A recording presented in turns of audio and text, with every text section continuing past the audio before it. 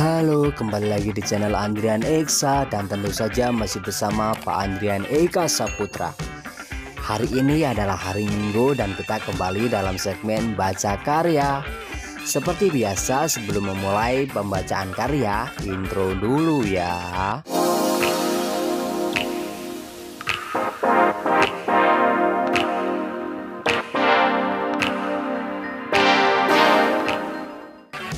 Baca karya kali ini akan diisi oleh Dinatul Lailia yang membacakan cerpen Tujuan Negeri Senja karya Seno Gumiroh Aji Dharma. Silahkan dinikmati. Di Stasiun Tugu, Yogyakarta, ada sebuah loket yang istimewa. Loket itu tidak menjual tiket ke Jakarta, Bandung, atau Surabaya. Tempatnya terpisah dan nampaknya selalu sepi pembeli. Padahal, di masa krisis seperti sekarang, kereta api menjadi pilihan utama meskipun harga tiketnya sangat mahal. Ya, apa boleh buat?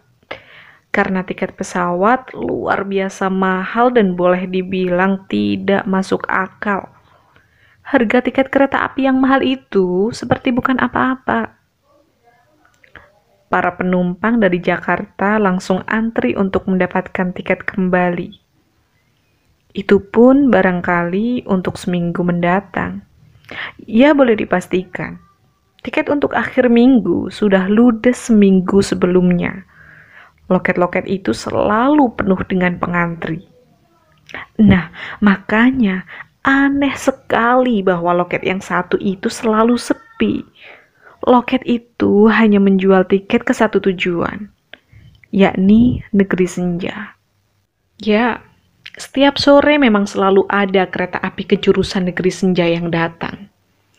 Tapi tidak pernah ada kereta api datang dari Negeri Senja. Mereka yang pergi ke Negeri Senja tidak pernah kembali, kata penjaga loket. Jadi, mereka yang membeli tiket ke Negeri Senja pasti sudah siap untuk tidak kembali. Aku heran, bagaimana semua ini mungkin? Tapi, orang-orang di stasiun Tugu sudah terbiasa dengan kenyataan itu. Aku baru tahu sekarang, karena selama ini aku kalau mondar-mandir Jakarta-Jogja selalu menggunakan pesawat terbang. Ya, setiap sore selalu muncul kereta api ke jurusan Negeri Senja. Kereta api berwarna perak itu muncul begitu saja dari arah Kalicode dengan pancaran cahayanya yang gilang gemilang, seolah-olah seperti sebuah kereta kerajaan entah dari mana. Kereta api ini bukan kereta api diesel, melainkan lokomotif biasa yang selalu mendengus-dengus. Tapi kereta api ini memang sangat menawan. Gerbong-gerbongnya bagaikan dibuat di negeri dongeng. Bukan hanya karena mengkilap keperakan, tapi juga karena dari jendela kita bisa melihat sebuah dunia yang tidak mungkin. Di dalam gerbong-gerbong itu, kita melihat alam terbentang yang komplit. Sebuah padang rumput dengan danau yang tenang, di mana angsa-angsa berenang-renang menyibakkan permukaannya. Kuda-kuda yang muncul dari celah lembah dan berlari mendaki bukit. Hutan tropis yang basah dengan bau humus dan nyanyian burung sahut menyahut. Bahkan terlihat pula alam bawah laut yang biru, gelap dan dalam, dengan ikan-ikan yang tubuhnya mengeluarkan cahaya. Ya, tapi jarang sekali orang naik dari stasiun Tugu ke dalam gerbong-gerbong itu.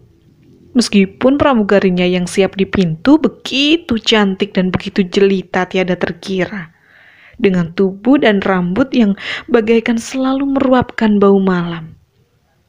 Kanak-kanak yang berlarian di padang rumput atau taman bermain kadang-kadang berlari sampai ke jendela, menempelkan hidung dan pipinya ke jendela, melihat orang-orang di stasiun Tugu. Tapi mereka segera berlarian kembali. Hanya 5 menit kereta api itu berhenti. Setelah itu segera berangkat lagi. Setiap sore selalu muncul kereta api itu. Ada atau tidak ada penumpang, ia akan berhenti. Para pramugari turun dan siap di pintu. Kalau tidak ada penumpang, Kereta api akan berangkat lagi setelah terdengar suara peluit dari petugas, meninggalkan asap batu baranya itu yang berkepul-kepul ke langit. Selalu terdengar lengkingannya dari kejauhan ketika kereta api itu menghilang. Setiap kali aku ke Jogja dan pulang ke Jakarta dengan kereta api senja, kuperhatikan kereta api jurusan negeri senja itu. Siapa yang ingin pergi untuk tidak kembali? Ternyata kadang-kadang ada. Tidak pernah banyak, paling banter 5 orang. Kadang-kadang cuma 1 atau 2 orang. Mereka itu meskipun pergi untuk tidak kembali, tidak pernah membawa barang banyak. Berapa harga tiket ke sana? Oh, tidak perlu bayar. Jadi, mereka yang datang ke loket ini cuma perlu tanda tangan. Tanda tangan apa? Artinya mereka setuju untuk tidak kembali. Kalau mereka berubah pikiran dan ingin kembali dari sana, tidak mungkin dan tidak pernah terjadi. Seperti apa negeri senja itu? Tidak ada yang pernah tahu. Loh, waktu membangun rel itu sampai kemana? Wah, rel itu sudah ada sejak stasiun ini belum berdiri. Tidak ada catatan apa-apa tentang hal itu. Dan memang tidak pernah ada yang tahu. Aneh sekali. Orang sini sudah biasa. Adik saja yang sibuk bertanya-tanya. Aneh, orang tidak kembali kok biasa. Apanya yang aneh? Ini kan cuma seperti kematian. Apa yang aneh dengan kematian? Apakah memang begitu? Apakah kita tidak perlu merasa heran dan tidak perlu bertanya-tanya hanya karena sesuatu memang tidak akan pernah kita ketahui? Kematian. Kematian, hal itu memang penuh misteri. Namun, bukankah kereta api ini bisa dikuntit lantas kita kembali lagi? Bagaimana kalau saya tanda tangan tapi tujuannya hanya untuk melihat-lihat negeri senja, setelah itu kembali lagi?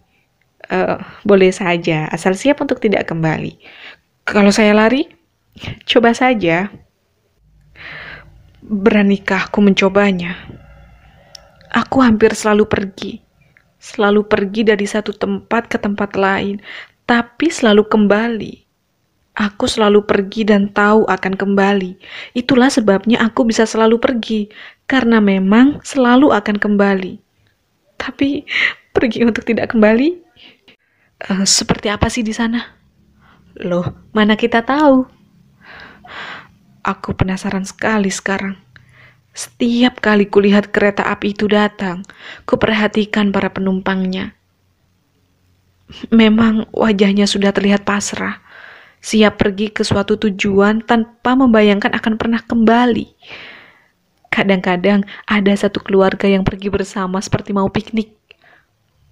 Orang-orang yang mengantar banyak yang menangis. "Jangan lupakan aku ya," teriak mereka sambil melambai-lambaikan tangan. Orang-orang yang berangkat tersenyum bahagia. "Aku tidak akan pernah melupakan kamu. Jangan lupakan aku juga ya." Begitulah mereka saling melambai-lambai sampai kereta api itu menghilang di balik cakrawala. Rel menuju ke negeri senja memang khusus. Mula-mula memang searah dengan rel kereta jurusan Jakarta. Tapi di suatu tempat akan memisah. Berbelok ke celah sebuah lembah lantas lenyap di balik kabut. Orang-orang seperti sudah mengerti untuk tidak usah coba-coba menyelidik. Ya kecuali jika siap untuk tidak kembali. Setiap orang yang pergi ke negeri senja memang tidak pernah kembali. Kecuali barangkali di dalam mimpi mereka yang ditinggalkan.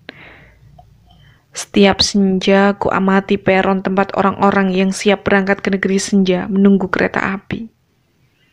Mereka datang dengan tenang, menuju ke loket tanda tangan, lantas duduk tenang-tenang di bangku itu. Matahari senja yang keemasan membuat lantai peron itu seperti susunan tegel yang terbuat dari lantakan emas. Orang-orang yang duduk di bangku, laki-laki tua, ibu dan anak, nenek-nenek, atau seorang pemuda remaja berambut pang, nampak begitu tenang dan begitu pasrah wajahnya. seperti mengalami kebahagiaan yang mengatasi keduniawian. Apa yang membuat seseorang ingin pergi untuk tidak kembali? Aku ingin bertanya kepada salah seorang di antara orang-orang itu. Tapi peron itu khusus untuk pemegang tiket ke negeri senja. Aku hanya bisa memandang mereka, seperti juga orang-orang yang lain di stasiun Tugu, memandang orang-orang yang berubah jadi siluet dalam pancaran matahari keemasan yang menyilaukan. Dalam siluet senja, mereka seperti bergerak antara ada dan tiada, membawa koper kecil, ransel, dan menelepon ke sana kemari dengan HP. Apakah mereka berpamitan kepada orang-orang tercinta? Apakah dari negeri senja kita tidak bisa menelepon? Apakah negeri senja itu indah?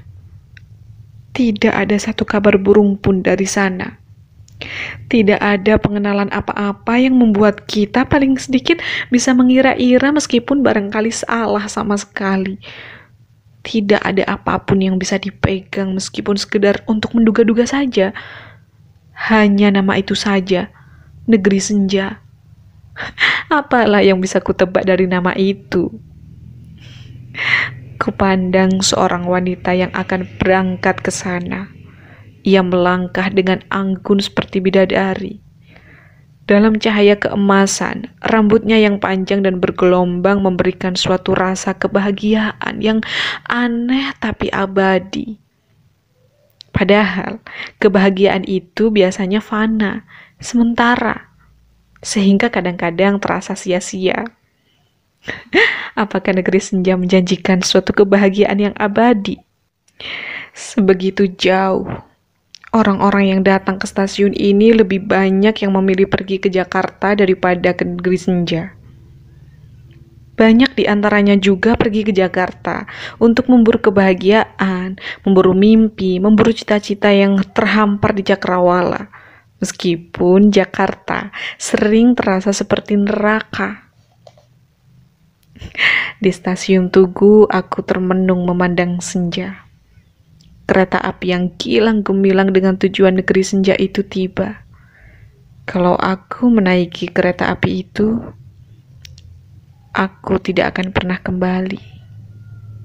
Jakarta, Senin 17 Agustus 1998.